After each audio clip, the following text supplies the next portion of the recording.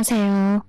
저는 수도권에서 배달 음식점을 운영하면서 4살 된 아들을 키우고 있는 40대 여성입니다. 본격적인 사연을 이야기하기에 앞서 제 아들 민재 자랑 좀 잠깐 해볼까 해요. 제 아들은 흔히들 말하는 미운 4살이지만 애교가 정말 많고 너무 예쁩니다.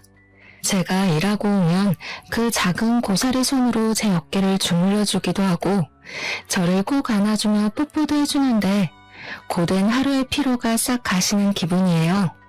또래 4살은 때를 많이 부려서 엄마들이 아이를 보고 있으면 기가 빨린다고 하던데 민재는 아직은 한 번도 그런 적이 없었고 어쩔 땐 4살답지 않게 어른스러워 보일 때도 있습니다. 다른 엄마들은 그런 민재를 보며 부럽다고들 하지만 저는 그런 민재를 보면 한편으로는 마음이 짠해요. 사실 민재와 저는 그동안 힘든 일들을 많이 겪었거든요. 가끔은 다른 어린아이들은 굳이 겪지 않을 힘든 일을 겪으면서 민재가 다른 친구들에 비해 조금 더 일찍 성장해버린 것이 아닐까 하는 안타까운 마음이 들기도 합니다. 저와 민재가 어떤 일을 겪었는지 궁금하시죠? 지금부터 저희 모자의 이야기 들려드릴게요. 글솜씨가 좋지 않아 재미가 없을 수도 있겠지만 너그러운 마음으로 저희 이야기를 들어주시면 감사하겠습니다. 우선 저는 흔히 말하는 짠돌이인 남편과 결혼을 했어요. 생각해보면 제 남편은 연애 때도 돈을 거의 쓰지 않았습니다. 우리의 데이트 코스는 항상 국밥집에다 공원이었고 기념일이라고 해서 특별히 레스토랑을 가거나 선물을 주고받거나 하지 않았어요.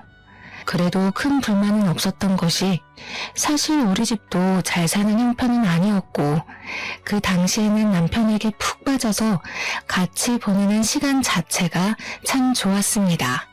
그러다가 우리는 결혼을 생각하게 되었고 신혼집은 제가 살던 집으로 정했는데 그 집은 저 혼자 20살 때부터 자취하며 돈을 모아 마련한 제 명의의 집이었어요.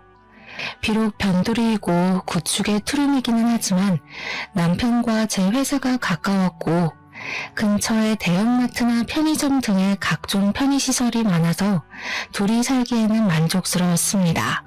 또한 집을 구한다고 대출을 추가로 받지 않아도 되니 살림에도 큰 보탬이 되었죠. 그렇게 결혼을 한 후 남편은 공과금만 반절 내고 생활비는 한 푼도 주지 않았습니다. 사실 신혼 초에는 남편이 생활비 주지 않는다고 해서 큰 문제가 되지 않았어요. 그 당시 저는 대출이 하나도 없었고 저도 회사에 다니며 돈을 벌고 있었으니까요. 하지만 남편은 아직 학자금 대출도 남아있었고 영업사원이라 겉으로 보이는 것이 중요하다며 대출의 할부를 받아 외제차의 명품 시계를 차고 다녔습니다. 그래서 남편은 돈 나갈 일이 많았고 저는 돈 나갈 일이 거의 없었기에 부부라면 이 정도는 당연히 감수해야 한다고 생각했어요. 우리는 결혼 후 친정은 지방에 계시니 거의 가지 못했고 시댁에는 자주 갔습니다. 저의 시어머니는 정말 아들 사랑이 유별났어요. 밥을 먹을 때도 항상 남편 앞에만 고기 반찬이 가득했고 제 앞에는 김치만 있었죠. 제가 고기라도 먹으려고 하면 꼭 고기 반찬을 남편 앞으로 끌어다 놓았습니다. 먹을 것으로 사람을 차별하는 것도 참 서러운데 더 서러운 것은 시어머니의 말이었어요. 하루는 밥을 먹는데 자기 아들이 먹어야 할 고기를 제가 자꾸 먹자 뭔가 얄미우셨는지 제게 이런 말을 하시더라고요. 우리 아들 고기 좀 먹이게 줘봐. 아휴, 하긴 중구석에 고기가 있기나 했겠니? 너도 참 우리 아들 만나서 횡재지 뭐. 중구석에 살다 온 네가 수도권에서 이런 대졸자 남편 만난 게 얼마나 행운이야, 안 그래? 재준이도 고기 좋아하지만 저도 고기 좋아하고요. 저 어릴 때 시골에서도 고기 많이 먹었으니 저희 친정 무시하지 마세요. 그리고 어머니, 수도권에서 살아온 대졸자인 재준이나 시골에서 태어나 고졸자인 저나 월급 차이는 그다지 차이 없어요. 게다가 지금 저희 사는 집도 은행 대출 하나 없이 제 명의로 된 제 집인 거 아시죠? 부부가 네 집 내 집이 어딨어? 그냥 부부가 같이 사는 집이지. 그리고 너는 남편에게 재준이가 뭐냐, 재준이가. 깍듯이 서방님이라고 불러. 목대 먹은 것. 시어머니 말에 한마디도 지지를 않아, 지지를. 너는 옛날에 우리 시할머니랑 있었으면 이미 한 대 맞았다, 이년아. 시어머니는 동갑인 남편에게 꼭 서방님이라고 부르라고 하질 않나. 말끝마다 수도권 출신에 대학교도 졸업한 남편을 얻은 것을 감사히 생각하라는 식의 말씀을 하셨어요. 저는 이런 이야기를 들으면 기분이 썩 좋지 않아 시어머니한테 저의 생각을 당당히 말을 했고, 그럴 때마다 시어머니는 괜히 트집을 잡으며 저의 길을 꺾어 놓으시려고 했습니다. 하지만 그래도 이 당시에는 시어머니가 엄청 싫지는 않았어요. 왜냐면 저의 시댁은 명절이라고 특별히 음식 장만을 하거나 제사를 지내는 것도 아니었고, 만나도 거의 외식을 하니 다른 집처럼 며느리가 설거지를 다 해야 하는 경우는 없었거든요. 사실 이 당시 회사 동료의 시어머니들은 며느리가 들어왔으니 없던 제사도 만들고, 원래는 먹지도 않던 명절 음식도 만들고, 생존하지 않던 김장도 했었기에 오히려 그런 시어머니들에 비하면 점잖아 보였고 나쁘지는 않아 보였습니다. 그러다가 시어머니에게 처음으로 정이 뚝 떨어진 사건이 있었어요. 사랑으로 남편의 짠돌이 성향이 충분히 극복이 가능했던 신혼생활 중 제가 임신을 했어요. 입덧과 허리 통증으로 힘들었지만 회사에 계속 다녔고, 시간이 흘러 어느덧 임신 8개월이 되었습니다. 슬슬 출산 준비를 해야 하는데 의사 선생님은 아기를 보시더니 뱃속의 아기가 이미 너무 크다며 유도분만을 권하셨어요. 그래서 남편과 제 회사 상황에 맞춰 적당한 날짜를 잡고 시어머니에게 유도분만할 것이라고 말을 했습니다. 아기가 뱃속에 있는데 약을 넣어서 출산하는 게 어딨어? 그게 말이 되니? 혹시 우리 집 장손이 잘못되면 어떡해? 나는 우리 재준이 낳을 때 그냥 힘주니까 쏙 나오더라. 너도 그러면 되지 무슨 약까지 넣어서 애를 낳으니? 안 된다. 절대 안 돼. 저도 유도분만으로 낳으면 더 많이 아프고 힘들다고 해서 하기는 싫은데 그래도 상황이 어쩔 수 없잖아요. 뱃속에 아기가 이미 너무 많이 커서 자연분만으로 하다가는 아기도 저도 위험해진다고 하는데 어떻게 무작정 자연분만을 고집해요. 그거 다 병원에서 돈 받아 먹으려고 하는 수작이야, 수작. 그 수작에 넘어가기는 안 되겠다. 내가 직접 가서 의사한테 말을 해봐야겠어. 네가 어리바리하고 어른 없이 혼자 다니니까 의사가 너한테 장사하는 거야. 시어머니는 제 다음 검진일에 산부인과까지 따라와서 의사 선생님께 자연분만을 해야 한다고 말을 했습니다. 의사 선생님은 처음엔 아이가 커서 위험하다고 좋게 말했지만 그래도 시어머니가 끝까지 자연분만을 해야 한다고 고집하자 그러다가 아기도 죽고 산모도 죽을 수도 있다고 하며 다들 죽는 꼴 보고 싶으면 그렇게 하시라고 단호하게 말씀했어요. 그날 집에 오면서 시어머니는 저에게 도대체 몸 관리를 어떻게 했길래 아기가 그 모양까지 컸냐고 하며 저를 구박했습니다. 물론 틈틈이 운동을 못한 제 잘못도 있긴 하지만 솔직히 오전 9시부터 오후 6시까지 사무실에서 일하고 나면 저도 피곤하고 집안일도 태산인데 언제 운동을 할 수가 있나요? 집안일 한 번 도와주지도 않았으면서 꼭 제가 몸 관리 잘못해서 그런 것처럼 타박하시니 참 속상했습니다. 어찌됐든 시간이 흘러 드디어 분만하는 날짜가 왔어요. 친정 부모님은 아침 일찍부터 오시려고 했으나 갑자기 일이 생겨서 밤에나 오실 수 있다고 했고 시어머니와 남편이 보호자로 병원에 왔습니다. 본격적인 진통이 시작되면서 태어나서 처음 느껴보는 엄청난 고통이 쓰나미처럼 밀려오는데 정말 이러다가 죽을 것 같았어요. 대충 이미 출산한 언니들로부터 진통에 관한 이야기는 들었지만 이런 엄청난 진통이 오리라고는 상상조차 못했습니다. 진통이 없을 때는 거의 기절해 있다가 진통이 올 때는 짐승처럼 울부짖었던 것 같아요. 그런데 더 큰 문제는 아기가 도통 내려오지 않았습니다. 게다가 저는 오랜 시간 진통을 겪어내느라 힘이 빠져 있었고 뱃속의 아기는 심박수가 매우 불안정한 상태였어요. 의사 선생님은 이대로 가다가는 위험할 것 같으니 수술을 해야 할 것 같다고 하며 시어머니와 남편에게 말했습니다. 수술은 무슨 수술이에요? 보호자인 내가 허락 못해요. 보호자가 허락 안 하면 어쩔 건데요? 현재 우리나라 법상 산모님만 동의하시면 의사의 판단하에 언제든 제왕절개 가능합니다. 지금 산모분 호흡도 불규칙적이고 아이가 위험해요. 이러다가 아기도 산모도 위험해집니다. 그러니 지금 바로 수술 진행하겠습니다. 아니, 그래도 안 된다니까요. 애를 억지로 약 넣어서 출산하는 것도 기가 막힐 노릇인데 수술까지 해서 애를 낳아요? 나 때는 그냥 힘만 줘도 잘 나왔는데 얘가 멍청해서 그런지 왜 이리 못해? 야, 주희야, 그렇게 힘드니? 힘 좀 팍 줘보라고. 수술이 말이 되니 지금? 시어머니는 옆에서 저에게 힘을 줘보라고 난리였지만 이미 기진맥진이 돼버린 저는 시어머니의 말이 하나도 귀에 들리지 않았고 정신마저 아득해졌습니다. 결국 시어머니의 만류에도 불구하고 응급으로 수술을 진행할 수밖에 없었어요. 다행히 아기는 아주 크고 건강히 잘 태어났지만 저는 지칠 대로 지쳐 있었습니다.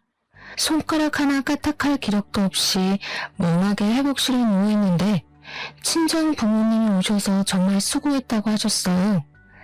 수술로 출산했으면서 수고는 무슨. 우리 집 장손이 수술로 나와서 장손이 멍청해지진 않았나 몰라. 사돈, 말씀이 너무하신 거 아니에요? 수술이라도 건강히 나오면 됐지 무슨 멍청해지니 많이 하세요. 사돈이야말로 세상 물정 모르는 소리 하시네요. 자고로 아기는 자연분만을 해야 건강하고 똑똑하게 자란다고요. 이제 한번 보세요. 수술로 태어났으니 분명 멍청하고 비실비실할 겁니다. 우리 집 장손을 그따위로 낳아서 큰일 났어요. 시어머니의 황당한 발언에 어이가 없었지만 병원이기도 하고 옆에 다른 산모들도 있어서 그냥 말을 말았습니다. 그날 밤 남편은 병원에 저와 같이 있으려고 했으나 시어머니가 우리 아들 힘들어서 안 된다고 하며 남편을 시댁으로 데리고 갔어요. 아빠는 우리 집으로 가시고 병실에는 엄마와 저 둘이서만 있었는데 엄마가 제 산후조리를 해주고 싶다고 하셨습니다. 사실 산후조리원에 가려고 했으나 생각보다 금액이 너무 비쌌고 평소에 몸이 건강했었기에 산후조리는 안 해도 금방 회복이 될 것으로 생각해서 산후조리원을 예약하지 않았거든요. 엄마는 산후조리를 제대로 하지 않으면 평생 후회할 것이라고 하며 직접 해주시겠다고 했어요. 저는 굳이 힘들게 그러실 필요 없다고 했지만 2주일 정도는 시간적 여유가 있다며 걱정하지 말라고 하셨습니다. 그렇게 엄마는 저와 함께 병원 생활을 하시고 퇴원 후 우리 집에 가셨어요. 시어머니는 당연히 시골집으로 가실 것으로 생각했던 엄마가 우리 집으로 가셔서 산후조리까지 해준다고 하자 당황하셨습니다. 지금 주의 산후조리를 해주신다고요? 그럼 우리 아들이랑 같이 이 집에 있어야 한다는 거예요? 이 좁아 터진 집에? 당연히 친정엄마인 제가 산후조리를 해줘야지 누가 해준답니까? 그리고 김서방도 같이 있으면서 자네 아들 민재 어떻게 목욕시키고 하는 건지 좀 배우게. 우리 아들이 그런 것을 어떻게 해요? 그리고 이 집에 장모랑 같이 있으면 얼마나 우리 아들이 불편하겠어요? 어디 잠이나 한번 편하게 잘 수 있겠어요? 게다가 우리 아들은 매운 음식 좋아하는데 산모 있으면 그런 음식도 못 먹잖아요. 그럼 곤란한데? 민재가 주희만의 아들도 아니고 둘이 같이 낳았는데 당연히 둘이 같이 키워야죠. 같이 아기 보고 해야지 어떻게 주희 혼자 전원으로 아기를 봐요. 저 젊을 때는 재준이 낳고 판이라고 그랬어요. 자연분만도 아니고 수술로 나왔는데 뭐가 힘들다고. 아무래도 안 되겠어요. 그냥 우리 재준이는 제가 데리고 갈게요. 사돈 2주일 동안 계신다고 했죠? 그럼 그 시간 동안 제가 재준이 데리고 재준이 먹이고 할 테니까 2주일 동안 모녀간에 좋은 시간 보내세요. 시어머니는 기어이 남편을 데리고 시댁으로 가버렸습니다. 엄마는 한숨을 쉬며 저를 안쓰러운 눈빛으로 바라보셨고 저는 괜찮다고 억지로 웃음을 보였지만 엄마는 그래도 걱정이 한가득하였어요. 그렇게 2주일 후 엄마는 집으로 가시고 남편과 시어머니가 왔습니다. 저는 아직 모유수유 중이라 매운 음식을 못 먹는데 시어머니는 매운 갈비찜에 닭발을 잔뜩 만들어서 가지고 왔더라고요. 산모에 대한 배려는 하나도 없이 자기들 입맛에만 맞춰서 생활하는데 정말 얄미웠어요. 그 뒤로도 남편은 회사 다녀와서 단 한 번도 민재의 목욕은 물론 집안일조차 하지 않았습니다. 오히려 집에 오면 회사 일 때문에 스트레스 받는다고 바로 컴퓨터 앞에 앉아 게임만 했어요. 저는 그런 남편에게 정확히 일을 지시하며 시키려고 했지만 남편은 항상 피곤하다며 짜증을 냈습니다. 그렇게 2달이 지났고 어느덧 저의 출산 휴가도 끝나갔어요. 저는 시어머니에게 민재를 부탁해볼까 했으나 시어머니는 제가 말을 꺼내기도 전에 허리 아프니 절대 아기를 맡길 생각은 하지도 말라고 했습니다. 베이비시터도 마음에 드는 사람이 없었고 결국 아직 100일도 안 된 민재를 어쩔 수 없이 어린이집에 보냈어요. 어린이집 적응 기간이 끝나고 저는 회사에 복귀했는데 민재가 자꾸 아팠습니다. 한 번은 폐렴까지 와서 입원해야 했고 결국 저는 이러한 상황들 때문에 어쩔 수 없이 회사를 관두게 되었어요. 회사를 관두고 집에 있는데 시어머니한테 전화가 왔습니다. 너는 집에 있으니 참 편하겠다. 무슨 애 하나 출산했다고 회사를 관두니? 나 때는 민재 낳고도 없고 밭일도 하고 시부모도 모시고 다 했어. 하여튼 요새 젊은 사람들은 편한 것만 알지 고생하려는 마음은 눈꼽만큼도 없다니까. 제가 회사를 관두고 싶어서 관둔 것도 아니고 민재를 봐준 적도 없는 시어머니가 이런 식으로 말하자 너무 화가 났어요. 그때는 밭일이고 지금은 회사잖아요. 회사에 갓난아기를 업고 어떻게 가요? 그게 말이 돼요? 요새 같은 세상에 그러면 뉴스에 나와요. 그리고 이런 말씀하시기 전에 어머니가 직접 민재 좀 봐주시던가요. 그것도 아니면 다시는 전화해서 그딴 이야기 하지 마세요. 아시겠어요? 이게 말하는 꼬락선이 좀 보소. 아무튼 그건 그렇고 너 이번에 퇴직금 받지? 지금 회사 20살 때부터 다녔으니까 퇴직금 꽤 나올 것 아니냐. 그 퇴직금 나 좀 이번에 주면 안 되겠니? 나도 염치가 있으니 다는 말고 절반만이라도. 내가 우리 남편 죽고 나서 사망보험금에 연금으로 어찌어찌 살긴 사는데 나도 요새 경제적으로 아주 힘들구나. 제 퇴직금을 달라고요? 제가 왜요? 어머니께서 저를 키우신 것도 아니고 제가 일해서 제가 번 돈인데 우리 엄마도 탐내지 않는 제 퇴직금을 왜 제가 어머니께 드려야 하죠? 그래도 내가 민재 할머니고 네 남편의 엄마잖니. 그니까 뭐 네 엄마도 되는 거지 뭐. 안 그래? 네? 그게 무슨 소리예요. 그리고 솔직히 남편이 학자금 대출에 할부금 갚느라 생활비도 안 주는데 이 돈이라도 있어야 민재도 키우고 하죠. 시어머니는 저에게 아주 당당하게 내 퇴직금을 요구했습니다. 저는 그런 시어머니의 요구가 전혀 이해가 되지 않았고 시어머니 역시 퇴직금을 주지 못하겠다는 저를 이해하지 못했어요. 그날 저녁 퇴근하고 온 남편은 저에게 부부는 같이 생활하는 사람인데 어떻게 퇴직금을 혼자 쓸 생각을 하냐며 뭐라고 했고 저는 그동안 생활비 한 번 주지 않은 남편이 이런 말을 할 자격이 있나 싶어 우리는 크게 싸웠습니다. 그 뒤로도 가면 갈수록 남편과 함께 사는 것이 힘들었어요.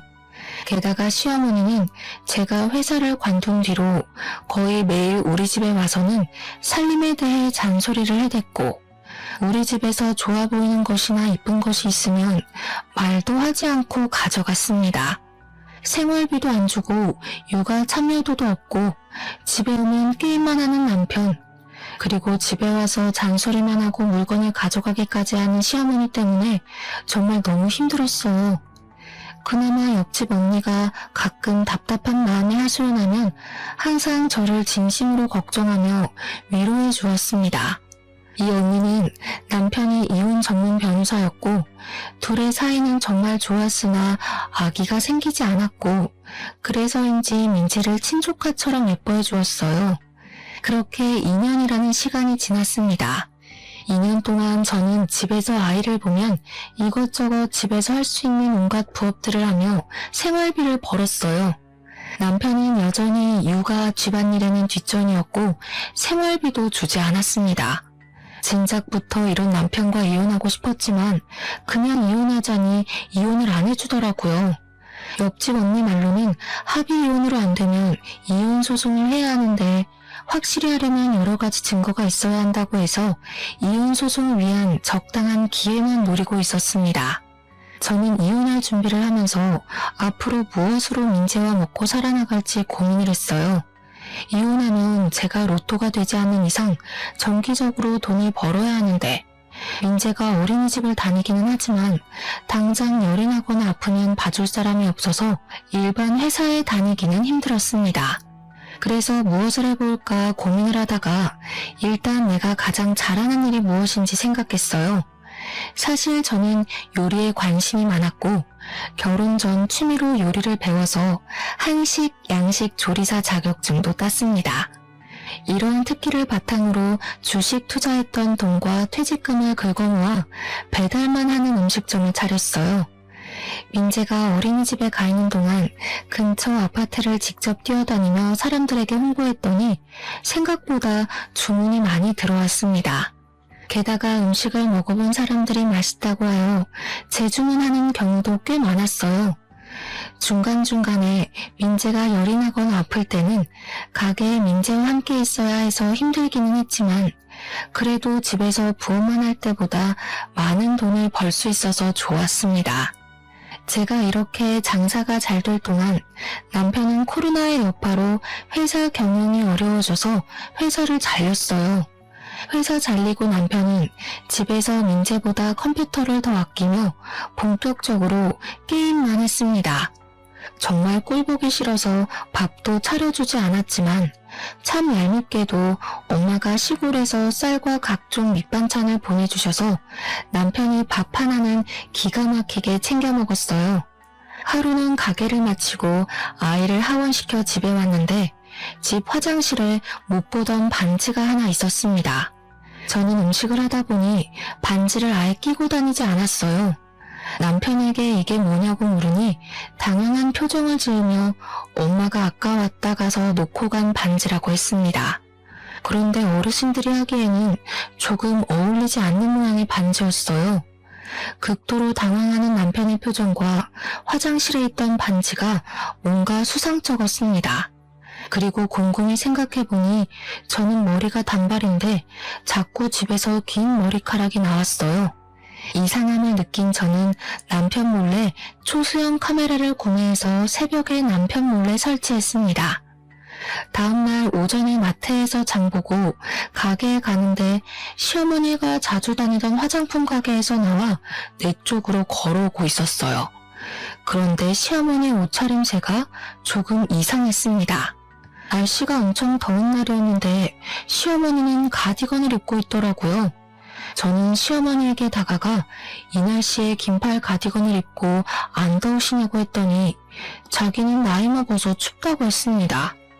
그러다가 지나가던 아이와 시어머니가 부딪혔는데 시어머니의 품에서 고가의 아이크림, 영양크림에서부터 각종 조그만 화장품들이 우르르 쏟아졌어요. 쏟아진 화장품을 시어머니와 함께 주우며 이게 다 무엇이냐고 물었습니다. 뭐긴 뭐야? 다 내가 산 화장품이지. 저 화장품 가게에서는 화장품을 샀는데 쇼핑백 같은 데에도 안 넣어줘요? 그래도 저 화장품 가게 단골이신데 너무하네요. 아 몰라. 아무튼 나 바빠서 간다. 시어머니는 허둥지둥 화장품들을 챙겨서 후다닥 가버렸고 저는 도대체 무슨 바쁜 일이 있어서 저리 가시나 싶어 이상했습니다. 그리고 그날 오후가 되었어요. 주문이 많아 음식을 하느라 바쁜데 시어머니가 그 여름에 웬 털모자를 쓰고 왔습니다. 원래 답답하다고 하며 모자를 생전 안 쓰시던 분인데 여름에 털모자를 쓰니 뭔가 이상했어요. 제가 이 여름에 무슨 털모자를 쓰고 오셨냐고 하자 시어머니는 저에게 어떡하냐고 하며 모자를 벗었습니다. 저는 털모자 속에 숨겨진 시어머니의 머리를 보고 깜짝 놀랐어요. 머리카락이 무슨 불에 그을린 것처럼 힘없이 축 늘어졌고 군데군데 구멍난 것처럼 머리카락이 없었습니다. 시어머니는 당황한 제게 웬 튜브형 화장품을 내밀더니 이거 린스 아니냐고 물었어요. 그 화장품 용기에는 영어로 제모크림이라고 적혀 있었는데 중간에 헤어라는 단어도 적혀 있었습니다. 시어머니는 이 헤어라는 단어만 보고 당연히 린스인 줄 알고 머리 감을 때 사용을 해서 이렇게 되었다고 했어요. 저는 시어머니에게 이거 어디서 사셨냐고 물으니 시어머니는 얼버무리며 자주 가던 그 화장품 가게에서 샀다고 했습니다. 그럼 화장품 가게에서 린스를 산다고 했는데 이 제모크림을 주셨다고요? 이거는 그 화장품 가게에 완전히 잘못한 거죠. 바로 화장품 가게에 가서 어떻게 된 거냐고 따져야겠어요. 얘야, 그럴 필요 없다. 자주 가는 단골 화장품 가게인데 못하러 따지니 앞으로도 종종 만나야 할 텐데 그냥 내 머리는 어쩔 수 없고 이참에 미용실에 가서 머리 좀 손질하고 영양크림인가 뭔가 좀 넣고 하게 돈 좀 줘보렴. 네? 왜 그 돈을 저한테 청구하세요? 당연히 화장품 가게에다 청구하셔야죠. 지금 화장품 가게에서 잘못 줘서 제모크림으로 머리를 감아서 이렇게 된 건데 당연히 화장품 가게에서 책임져야 하는 거 아닌가요? 안 되겠어요. 제가 직접 가서 따져야겠어요. 그 사거리 약국 옆에 화장품 가게 맞죠? 저는 화장품 가게에 가서 따지려고 했지만 시어머니가 저를 말렸습니다. 원래 시어머니 성격상 이런 일 당하면 끝까지 따질 사람인데 그냥 있는다니까 이게 무슨 일인가 싶었어요. 저는 화장품 가게에 가려고 했으나 시어머니가 끝까지 말리기도 했고 배달 주문도 들어와서 그냥 가만히 있었습니다. 시어머니가 가시고 혼자 일을 하는데 그날따라 주문이 많아서 식재료가 부족했어요. 그래서 마트에 장 보러 갔다가 시어머니의 단골 화장품 가게를 잠깐 들렸습니다. 마침 집에서 쓰던 샴푸도 떨어지고 도대체 어쩌다가 제모크림을 린스로 착각하고 건넸는지 궁금했거든요. 들어가 보니 젊은 여직원 뒤로 시어머니가 썼던 튜브형 제모크림이 있었습니다. 저는 여직원에게 혹시 저 제모크림도 파는 거냐고 했더니 이 제품은 인기가 없기도 하고 유통기한이 지나서 팔지 않는 것이라고 했어요. 시어머니는 분명 여기서 저 제모크림을 샀다고 했는데 정우는 제모크림은 파는 것이 아니라고 하는 것이 이상했습니다. 저는 여직원에게 시어머니의 이름을 말하며 혹시 아느냐고 물었어요. 여직원은 시어머니를 잘 안다면서 원래 이 화장품 가게는 여직원의 어머니가 운영했었고 여직원의 어머니와 시어머니는 고등학교 동창이었다고 합니다. 동창이라는 이유로 시어머니는 매일 화장품 가게를 찾아왔는데 사실 여직원의 어머니는 시어머니를 그다지 좋아하지 않으셨대요. 시어머니가 와도 매출을 올려주는 것도 아니었고 이래야 하는데 샘플만 왕창 요구하며 정신이 하나도 없게 만들었다는 것입니다.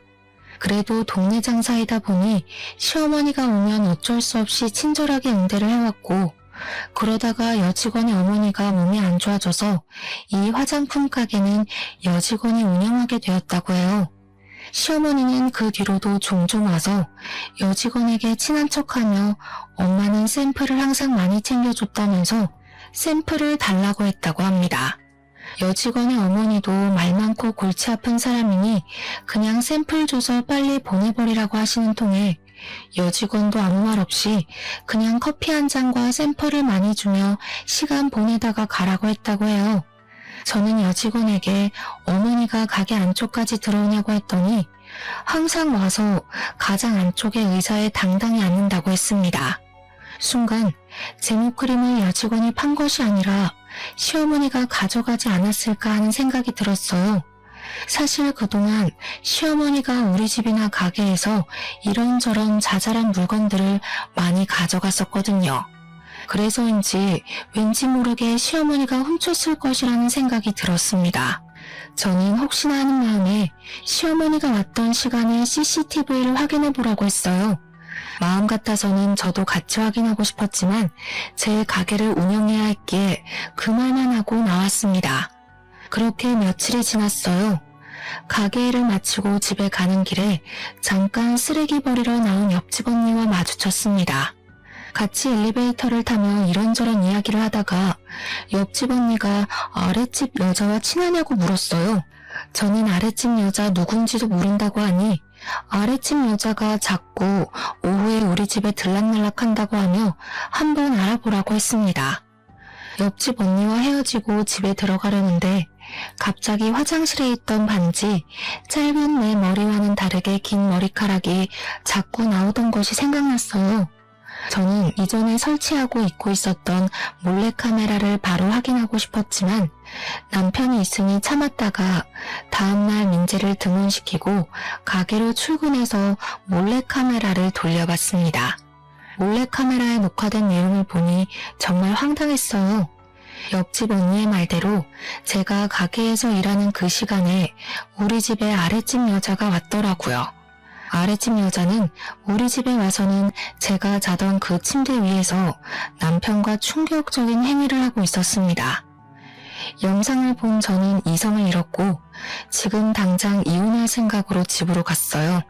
어차피 민재에게도 전혀 도움이 되지 않는 아빠인데다가 생활비도 한 푼 주지 않고 남남처럼 지내서 언제든 이혼하고 싶었지만 남편이 이혼은 안 된다고 해서 어쩔 수 없이 질질 끌고 온 결혼 생활이었잖아요. 그래서 당장 남편이 없어도 저는 전혀 문제될 것이 없었습니다. 화가 잔뜩 난 상태로 집 앞에 가니 우리 집에서 여자 웃음소리가 들렸고 저는 아랫집 여자와 남편이 함께 있다고 확신했어요. 바로 문을 열고 들어가려는 순간 우연히 제 모습을 본 옆집 언니가 저를 붙잡았습니다. 이혼 전문 변호사인 언니의 남편 말로는 불륜으로 이혼 소송을 하면 확실한 증거가 있어야 한다고 하며 핸드폰으로 동영상 촬영하라고 했어요. 저는 언니의 조언에 핸드폰을 켜고 현관문을 열었습니다. 제 생각과는 달리 거실에는 남편도 아랫집 여자도 없었고 대신 큰 방에서 간드러진 여자 목소리가 들렸어요. 이들은 안방에서 열심히 움직이느라 현관문이 열렸는지도 모르더라고요. 저는 바로 안방문을 활짝 열고 핸드폰으로 둘의 실체를 낱낱이 촬영했습니다. 생각지도 못하게 나타난 저를 보며 둘 다 깜짝 놀라 어쩔 줄 몰라 했고 그 모습을 고스란히 찍어버렸습니다. 아랫집 여자는 저를 보더니 얼굴을 가리고 후다닥 자기 집으로 도망갔어요. 그동안 내가 일할 동안 너는 전현이랑 이렇게 뜨거운 시간을 보내고 있었어? 잘 됐네. 안 그래도 너한테 5만 가지 정 다 떨어졌는데 확실한 이혼 소송거리 제공해줘서 고마워. 우리 이제 진짜 제대로 끝내자. 아주 피 터지는 싸움을 하더라도 너랑 끝내고 위자료에 양육비까지 제대로 받을 테니까 각오하고 있어. 알겠어? 주희야, 그니까 이게 말이야. 어떻게 된 거냐면 이미 너랑 아랫집 년이랑 같이 침대 위에 있던 모습까지 다 확인했는데 무슨 말이 더 필요해? 우린 이제 끝났어. 참, 이 집 내 집인 거 알지? 지금 당장 나가. 너 짐 전부 다 챙겨서 나가라고. 만약에 나 오늘 가게 일 마치고 왔는데 너랑 너 짐이 아직도 여기에 있으면 너 맨몸으로 쫓아낼 거야. 알겠어? 민재도 있고 너도 있는데 내가 어디를 가? 내가 갈 데가 어디 있다고? 아랫집에 가면 되겠네. 아랫집 그년 집에 둘이서 잘 살면 되겠어. 안 나가면 아주 동네방네 소문 다 내버릴 테니까 그런 줄 알아. 알겠어? 저는 남편에게 있는 힘껏 소리를 고래고래 지르고 바로 옆집 언니한테 가서 언니 남편의 변호사 사무실 주소를 알려달라고 했습니다. 고맙게도 언니는 지금 운전을 못할 것 같으니 같이 가주겠다고 했고 언니와 함께 언니 남편의 사무실에 가서 남편에게는 이혼 소송을, 아랫집 여자에게는 상간녀 소송을 접수했어요. 옆집 언니는 앞으로 싸우려면 밥을 잘 먹어야 한다면서 저에게 굳이 점심을 사주겠다고 했습니다. 솔직히 저는 밥 생각이 없었지만 언니가 저를 끌다시피 해서 시내까지 나갔어요. 백반집을 가다가 시어머니가 자주 다녔던 화장품 가게 앞으로 지나갔는데 그 앞에 사람들이 꽤 몰려 있었고 시끄러웠습니다. 무슨 일인가 해서 언니와 함께 가보니 화장품 가게 앞에서 여직원과 모자를 쓴 시어머니가 말다툼하고 있었어요. 상황을 들어보니 여직원이 제가 간 뒤로 CCTV를 돌려보았고 예상대로 시어머니가 화장품을 이것저것 많이 훔쳐갔었더라고요. 그런데 그 금액이 꽤 커서 가게 여직원이 시모를 절도죄로 고소했다는 것입니다. 하지만 시어머니는 자신의 잘못은 인정하지 않고 그동안 알아온 정이 있는데 어떻게 절도죄로 고소하느냐고 하며 적반하장으로 큰 소리를 치는 상황이었어요. 시어머니는 한창 여직원에게 인정물이 없다고 행패를 부리다가 사람들 사이에 있는 저를 발견했습니다. 우리 며느리야. 내가 여기 화장품 가게 단골인 거 알지? 세상에 내가 이번에 저 여우 같은 년한테 절도죄로 고소를 당했단다. 이게 말이 되니? 아니 어차피 공짜로 들어오는 샘플인데 그거 좀 가져갔다고 내가 고소를 당했어 고소를. 세상에 어쩜 이리 각박하니? 이게 말이 되니 며느리야? 네가 저 년한테 말 좀 해줘봐라. 말이요? 무슨 말이요? 저는 할 말 없는데요. 그리고 어머니 안 더우세요? 이렇게 더운 날 무슨 모자예요? 저는 세상 억울한 표정을 짓는 시어머니의 모자를 벗겼습니다. 시어머니의 모자를 벗기니 개털 같은 머리카락과 군데군데 구멍난 자국이 보였어요. 아 맞다. 어머니 제모크림으로 머리 감는 바람에 머리카락이 이상해져서 모자 쓰고 다니셨죠? 그런데 그 제모크림 말이에요. 제가 여기 여직원한테 물어보니까 그거 유통기한이 지나서 파는 것도 아니라던데요. 매대에 있던 것도 아니고 직원 자리 뒤에 있던데 어머님은 그것을 어떻게 보고 가져오셔서 그걸로 머리를 감으셨어요? 지금 너 무슨 소리를 하는 거니? 내가 설마 여기 있는 화장품을 진짜 훔쳤다는 거야? 그러지 않고서야 팔지도 않는 그 제모크림을 어떻게 어머니가 가져오셨겠어요? 안 그래요? 게다가 아까 하는 이야기 들어보니까 CCTV에도 확실히 찍힌 것 같던데 그냥 더는 행패 부리지 말고 인정하세요. 얘가 지금 뭐라는 거야? 얘, 너 똑바로 말 안 할래? 젊은 년이 더위를 먹었나? 제정신이야? 저 어느 때보다 제정신이에요 어머니. 옛말에 공짜 너무 좋아하면 대물이 된다는 말 있죠? 지금 이 상황과 어머니 머리 상태 보니까 그 말이 딱 떠오르네요. 평소에도 맨날 우리 집과 가게에 있는 것들 하나하나 훔쳐가시더니 이제는 남의 가게 제품까지 훔쳐가시면 어쩌자는 거예요. 그리고 할 말이 하나 더 있는데요. 저 이제 이혼해요. 저 이제 아줌마의 며느리 아니라고요. 이혼? 무슨 이혼? 우리 재준이가 너랑 이혼해 준대? 네, 이젠 무조건 해야 하거든요. 세상에 되게 잘나신 그 아드님이 아랫집 여자랑 아주 뜨거운 사이더라고요. 하마터면 제 집이 그 둘의 뜨거운 사랑에 불타 없어질 뻔했잖아요. 그래서 착한 제가 그 둘이 알아서 잘 먹고 잘 살라고 저는 빠지려고요. 아줌마. 뭐? 아줌마? 우리 아들이 그렇게 불륜을 저질렀다는 증거라도 있어? 있냐고. 당연히 있죠. 제가 설마 증거도 없이 이러고 있을까봐요. 엄마는 절도죄, 아들은 이혼소송, 아들 불륜녀는 상간녀 소송. 참 볼만하겠네요. 아무튼 아줌마의 머리가 빨리 원상복귀 되기를 바라며 그럼 법원에서 봬요. 저의 폭탄 발언에 주변에 있던 사람들은 다들 시어머니에게 손가락질했고 잠시 후 화장품 가게 여직원의 신고로 경찰들이 와서 업무 방해죄로 시어머니를 데리고 갔습니다. 그날 저녁 어린이집에서 하원한 민재는 옆집 언니에게 부탁하고 저만 집으로 들어갔어요. 제가 그렇게 엄포를 놓았지만 집에는 남편이 아직도 있었습니다.